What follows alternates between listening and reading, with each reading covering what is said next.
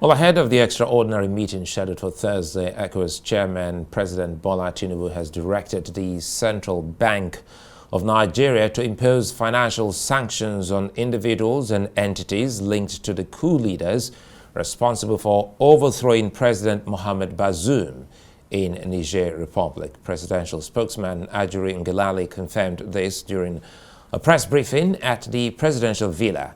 Legality emphasized that the decisions made by the Ecowas chairman, including the ultimatum to restore democratic order in Niger, reflects a collective regional consensus, not a personal Nigerian stance. He says the clarification addresses media misinterpretation of Ecowas' position. Following the expiration of the deadline of the ultimatum, and standing on the pre-existing consensus position of financial sanctions meted out on the military junta in Niger Republic by the bloc of Ecowas heads of state, His Excellency President Bola Ahmed Tinubu has ordered an additional slate of financial sanctions through the Central Bank of Nigeria on entities and individuals related to or involved with the military junta in Niger Republic due to certain domestic and international media coverage tending toward a personalization of the ECOWAS's sub-regional position to his person and to our nation individually. It is because of this that Mr. President has deemed it necessary to state unequivocally that the mandate and ultimatum issued by ECOWAS is that of ECOWAS's position. While His Excellency President Bola Ahmed Tinubu has assumed the ECOWAS chairmanship, the position of ECOWAS conveys the consensus position of member heads of state, and a coup would not occur in one's backyard without one being particularly aware of it. Well, for more on this, I have in our Lagos studios Kenneth Odidika, who is a legal practitioner and a public affairs analyst. And also with me in the studios here in Abuja is Professor Adeniyi, who is the Deputy Dean of the Postgraduate School at the Bayes University in Abuja. Now, gentlemen, good to see you both. Let's start off with you, Mr. Odidika, in Lagos. First of all, let's situate this. What do you think Nigeria is dealing with at the moment concerning the imbroglio in Niger Republic? Good evening. Thank you, Fulai. From what the spokesman said now, the president's spokesman, Legality, it would appear that we don't quite appreciate the enormity and the complexity of the problem at hand. It is not a question of whether it's at your backyard or not. It is at your, more or less, even though it would appear that it's ECOWAS that is, as a bloc, determining what to do, but it looks like it is a singularly Nigerian act that is taking place. The way Nigeria is going about it at this time, or the way the President Bola Ahmed Tinubu is going about it at this time, would give the impression that it is Nigeria that is moving against the current government of Niger. Because the fact is, whether we accept it or like it or not, there is currently a government in Niger. How that government came about and whether we like it are two different things. Now, if we are given the porosity of our borders, in fact, if we can even call them borders, Nigeria is susceptible to attacks that are easily unavoidable. the way we do not have to be so unduly antagonistic. We need to find out why what happened, and how do we go on to address it in such a manner as taking into consideration the welfare of Nigerians, particularly, because the responsibility of our government is primarily to us, not to ECOWAS. It is to Nigeria and Nigerians. And we do not have to want to appease anybody. The president's primary responsibility is to us, not to ECOWAS, not to any other interests, not even to Niger. It's to us first.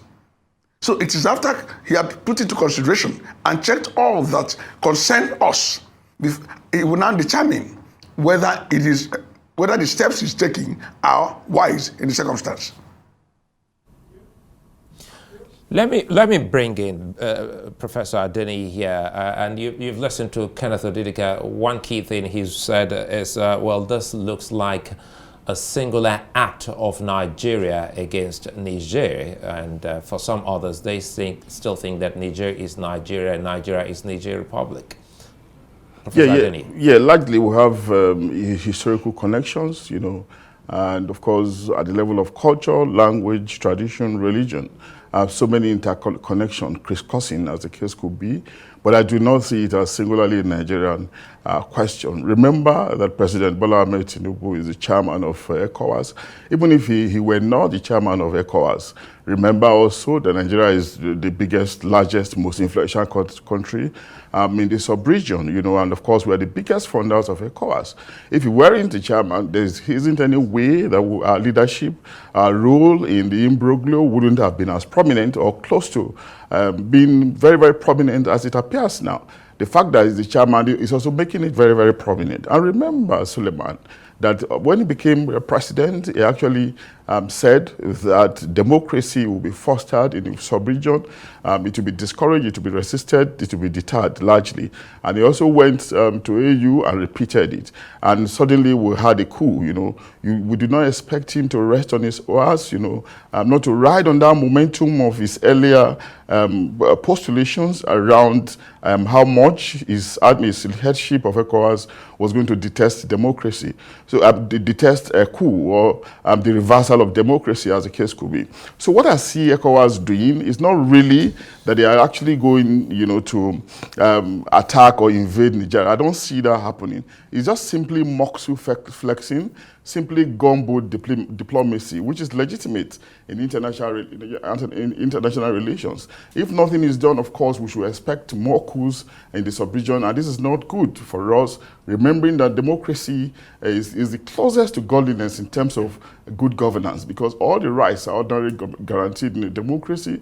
Human rights, you know, right to speech, right to expression. It's only democracy that can guarantee it. And if we are having continuous reversals, of course, it's going to be a disservice to us, not just to the image of the West African sub-region, but of Africa as a whole. And of course, arguments have been made that we have had coups in the past. Yes, we have had it in Mali, in Guinea, in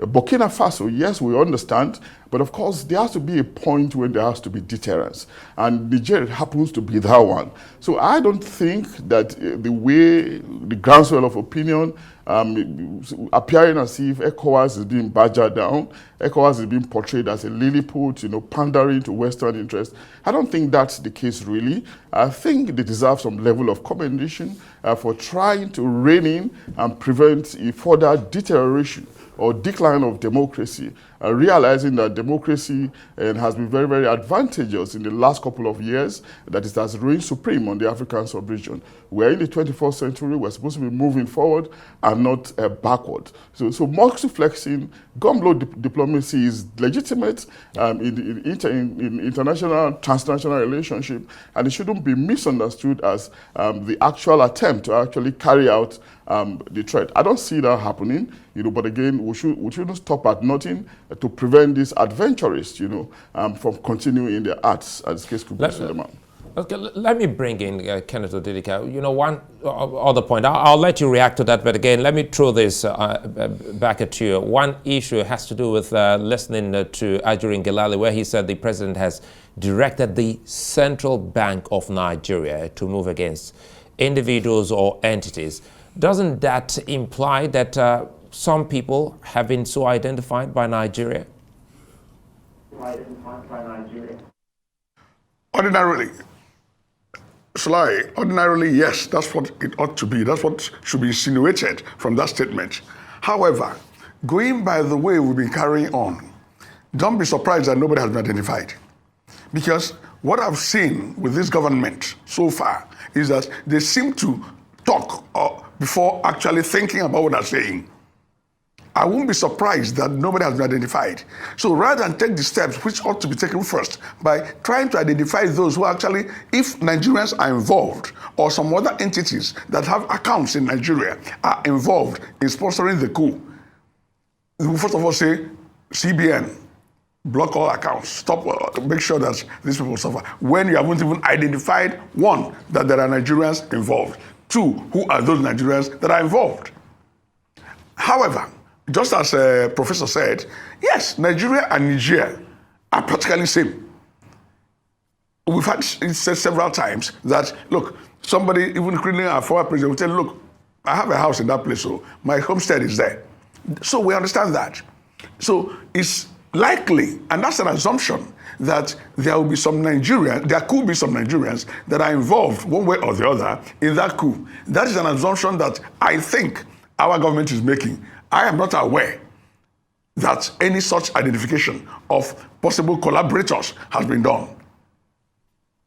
Quickly here, before I come back to Professor, there seemed to be some kind of overwhelming support by the citizens of Niger Republic. So if the Nigerians are saying they want the government in place, what does that say of Ecowas nations, especially the 10 other Ecowas states?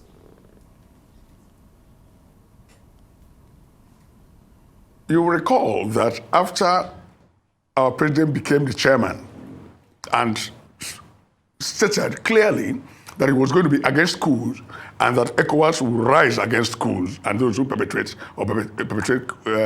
coups. So there was this video that went around, that went viral, where somebody was saying, put your houses in order. Don't go against the interest of your citizens and be talking about coup. Because there is no way Nigeria, for instance, or Liberia, or Ghana, Cameroon, Mali, all these countries will be well governed, and anybody will mention coup. The person will be overwhelmed, not even by soldiers. The citizens will overwhelm the person. But it is when the room is created by brigandage of the ruling personnel that coup now happens. And then you can now see, like you just observed, the massive support these coup plotters are enjoying. Instead of being that's condemned by their people, they are celebrating them because the people feel totally oppressed, disenfranchised, hungry. So something that should be deprecated is being celebrated. Now, the ECOWAS leaders, seeing what is going on, are also scared that such could happen in their places. I can assure you that is one of the major reasons they are taking the steps they are taking. However, that is not to support the coup or any coup whatsoever. But the leaders should ensure that they take care of their people so that if anybody decides to desecrate the democracy we are talking about, the people will rise rather than celebrate the person. The people will deprecate and condemn such an action or an act. So the ECOWAS leaders is not a question of they are not being in touch with their people. It is, they know, they are afraid that what has happened in these 4 countries could easily happen in their own countries. That is their main fear. Well, let's bring in Professor Adeniyi. Listening to Kenneth Odidika, he said something about desecrating democracy. That could be one push that could turn the people around against the government. The U.S. had tried to make an incursion to see how they can speak to the coup leaders. And according to the Deputy Secretary of State, she said it was a difficult one, Professor Adeniyi. So where does that leave us? Yeah, I think the Nigerian coupists, are digging themselves in. They are hemming themselves, and they're increasingly turning their country into an enclave, a pariah state, that will not enjoy any kind of international support, in the next few weeks or months, depending on when they will decide to become very reasonable. They are ostracizing or putting away their immediate neighbors, and of course, the Western world is also gradually being ostracized. I doubt if they want to think that they can only rely on the East, on the Far East, probably led by Russia. That's not going to help them. I think there's something pushing them, and I doubt if they actually have an understanding of what is upon them at the moment. We just hope that at some point they'll be able to come to their senses, and retrace their step. But again, an extraordinary meeting of Ecowas is going to hold tomorrow. I'm very optimistic that Ecowas will rise above, the provocation of the coupists, and perhaps, also, rethink their threat to use force, which I think is just Moksu flexing, some kind of gumbo diplomacy, and probably extend, the ultimatum to them, like some French think tank suggested. I see that happening, because that's what we need at this moment. We definitely cannot afford any kind of confrontation, whether individually as a nation or within the ECOWAS bloc. But I think so far, ECOWAS, has demonstrated some might. They have demonstrated some can-do spirit, and it's something that they need to continue to do in the spirit of protecting democracy, which I have argued is a kind of government that is closest to godliness, because all the ideal, of what the providence envisaged for humanity are embedded in the ideal quality democracy. And that's what, the average world, the average nation state is striving for. Even nations that are ordinarily authoritarian, that are ordinarily dictatorial, they often have semblances of democracy when they come up with some kind of parliament or some kind of consultative arrangement. And for nations that have decided to go completely democratic, aping and idolizing what happens in the Western world, whether presidential, constitutional democracy or parliamentary, as we see in West African sub-region, they're suddenly backtracking. It's really unfortunate, and that's why we keep saying they have to be deterred. But in deterring them as well, we have to concern about good governance, like my colleague in Lagos said. Good governance is also very, very important, because it's a systemic way of discouraging adventurers who come in the guise of coup plotting, because we know that there's a distance between military rule and a civil rule. The distance is just unimaginable in terms of the absence of consultation, the closure of the civil space, and of course the absence of conversation. We're in a world where conversation, the contestation of ideas is what is ideal, especially in the 21st century world, of progress engendered by mutual exchange of ideas, which leads to action, as the case could be, Suleiman. Okay, let me bring in Kenneth Odidika here. I want you to also help us with a little bit of, legalese now, looking at sovereignty, because some other experts have said it looks as if ECOWAS may be violating the rights of the people of Niger Republic if they try to make any kind of incursion there, looking at the sole definition of sovereignty, which truly they say belongs to the people. And also, you also go back to the Treaty of Westphalia, which over 30 years ago also explained this.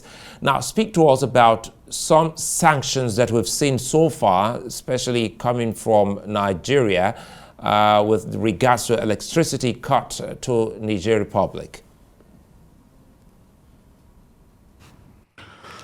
Well, while I'm not an expert in international law, the little I know, Nigeria ordinarily would have been wrong in cutting electricity because of the law, the treaty in place. However, Niger had previously breached that agreement, but it wasn't publicized as such, because they were not supposed to build a dam, and they had built a dam. And no consequences were visited on them then because of the leadership of Nigeria at that time. Former President Muhammadu Buhari was in charge then. So it could be taken that this cutting of electricity now will be a way of retaliating, of addressing the breach of the treaty of the treaty that had been done by the Nigerians. However, if there wasn't such a breach, and we now breached it by cutting off electricity in breach of the treaty between the two countries and other countries, because not only us, these countries desisted from constructing dams, so only Nigeria will construct dams and supply them electricity. So in that spirit, you are not supposed to cut off the electricity, except we're relating it to the dam they had built initially some 2, 3, 4 years ago in breach of the treaty. Having said that, the sovereignty of Nigeria rests on Nigerians, not on us. It is actually for them to determine how they want to govern themselves. On a serious note, actually, has Niger or have Nigerians reached out to us or any other person to run to their aid? That they are, because their sovereignty we shouldn't just impeach their sovereignty. Realistically speaking, yes, there are blocks, Ecowas, AU, if you go EU, the other side. How many are people not condemning Russia for invading Ukraine? Meanwhile, Ukraine, the actions being taken by Ukraine were considered inimical to the interests of Russia. That's why Russia moved against them. Now, every country, so-called, has its own sovereignty. And we are not supposed to. Might is right has been condemned when, like my colleague said, we're in 21st century. We're no longer in might. If his might is right, the way Nigeria is now, I'm not sure that if we are invaded by certain forces, we will be able to withstand for 1 week. So what I still suggest is their sovereignty should be respected. We'll continue talking with them, with the coup plotters. And if possible, let us get some Nigerians to start speaking against the coup plotters. Work against them. You can't cry more than the bereaved. If I'm confident with what is happening in my place, please leave me alone to enjoy what you think I'm suffering. So their sovereignty should be respected while we are making efforts to help our brothers, our sisters, if we think they actually need our help. Well, Professor Adeniyi, I think that's a big point Kenneth Odidika just raised. If the people are satisfied and are okay, and with the Russian example, what's happening, they call it military operation in Ukraine. Till this moment, there hasn't been any kind of help externally so defined in that part of the world, and people are asking why Niger, why West Africa? Mm-hmm. Yeah, I think I agree with Kenneth that dialogue and diplomacy is very, very important, and oftentimes it's actually the most civilized route to take. When you're in transnational relationship, especially when one is belligerent, like the Nigerian coupists are doing. You do not want to come down to their level. You want to think that you can imagine things better that they are doing. And probably just show some sign of courage. And of course, that's what I expect Ecowas to do. That's the line I think they will toe from tomorrow. Try to rise above their provocation. And of course, maybe extend the deadline, give them further warnings, dig in, by apply more sanctions instead of direct attack, against the background of widespread opposition to the direct use of force. But the only area I would disagree with my colleague is the question of citizenship. The relationship between citizens and state can actually be very complex. Most of the time, citizens with greatest respect to them, they can be fickle-minded, they can be feeble. Most of the time they expect the elites, the leaders, to determine things for them. And of course, sometimes they just retire. They are in a state of, they are very pious, they resign, there's a pious restitution around how they behave when there's a change in government. Remember, even in Nigeria, we have had instances of this when the Shehu Shagari government was ousted. Nigerians were celebratory, and of course, a little over a year down the line, they were complaining against the military administration that took over Buhari then, as the case could be. And of course, when there was an overthrow of Buhari again, they were celebratory, and down the line, complaint again. So sometimes you wonder if the citizens actually know what they want, and that's why the best thing to do in most instances is for us to have salutary leadership, leadership, that can picture the goods, what the citizens desire. Just give them what is good, because most of these celebrations we're seeing are just celebrations that are actually of the head, but not of the mind, because there's nothing else they can do. If they begin to rise against people who look senseless to me, like the coupists look, you can imagine the kind of might that will be used against them to silence them. The military, a regular military regime does not have time for civic engagement. Conversations are seen as being antithetical to the kind of actions they want to take. We do not see we cannot imagine a robust civic space in the military regime administration. So the citizens need help, whether we like it or not. And sometimes the help may not come from inside. It can only come from outside. And that's why the international pressure on Nigeria now is a welcome development, because these fellows does not seem to know what they are doing. Because if any set of people begin to talk down on dialogue, on diplomacy, then what then do you want? That's the situation that it seems to be emerging from their actions now. They put aside the delegation from Nigeria. They didn't want to talk to them. And of course, from the US, from the UN, they are also being asked to, they're also not being tolerated. Then of course, you now begin to ask, what do they want? Do they actually know what they are doing? Okay. And that's why I'm saying that the pressure just has to continue in the interest of the Nigerians, as the case could be. Let's close with Kenneth Odidika. What more do you expect from the Ecowas chairman, who is the president of Nigeria, Bola Tinubu? Well, as Prof said, what I expect is for him to continue. Because when you say, oh, it's a block thing, we know that Nigeria is Ecowas. That's reality. We are Ecowas. We are the major funders of Ecowas. So what we want in Ecowas is what will happen. So without appearing to be bearish or being a bully, we can impress on our sister nations in the Ecowas that, look, let's take it easy. Let's take it easy, because we are closest to these people.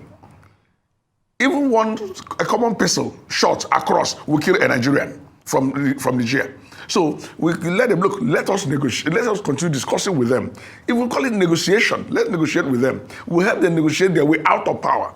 And we all know how interesting power is, whether military or Abada. We know how they enjoy it. So we have to negotiate with them, negotiate them out of power. That is my suggestion, that our president, who is the current chairman of ECOWAS, talks to his colleagues and let's understand that, look, let us tone it down. Let's talk to our brothers, because though they're Ikake, they're still our brothers. Let's talk to them and let them understand that, look, there are better ways of doing this thing. We'll help you even improve your country. Because they have their reasons. They still have their reasons. And we've been reading about their reasons, how they're being exploited. We can't pretend we don't know why they did what they did and why people are hailing them.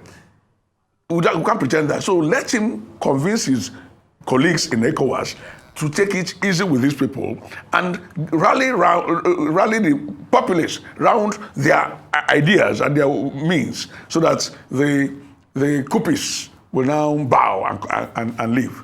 Otherwise, it's going to be quite messy. I can assure you of that. Well, it's a good place for us to say many thanks for being such nice company, Dr. Kenneth Odidika and Professor Adeniyi. Many thanks.